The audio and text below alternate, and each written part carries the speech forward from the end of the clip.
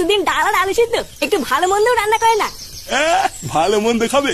লেওড়া ভালো মন্দ খেতে গেলে না সংসারে টাকা দিতে হয়, বুঝলি তো? না হলে অন্তত হাতে হাতে কাজ করে দিতে হয়। বাড়ার বাল বাপের পুঙা মেরে আর কয়দিন খাবি? ছেলেটা খেতে বসেছে, খাওয়ার সময় কি সব বলছো তুমি? আরে ভোদা তুমি থামো তো। লেওড়া তোমার জন্যই আজকেও এত অধঃপতনে গেছে। দিন রাত গাড়ির ঘাম পায়ে ফেলে কাজ করতে করতে আমার জীবন শেষ হয়ে যাচ্ছে। আর এই আদ্দামরা পাঠা শুধু ঘরে বসে বসে ভালো মন্দ খাবে।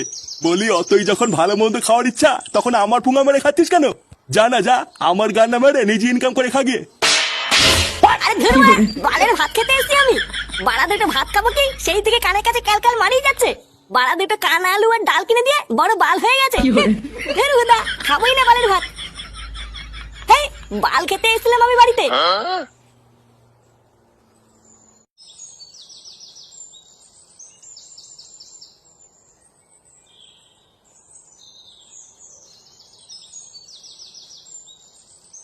বাড়া দুটো খেতে এসেছিলাম বলে এত কথা বললো? হ্যাঁ, টাকা ইনকাম করি না বলে কি আমার কোনো মান সম্মান নেই নাকি? হ্যাঁ, ভোদার বালের এই বাড়িতে আর থাকবো না। তারপর খাগি সবাই গাল মারিয়ে।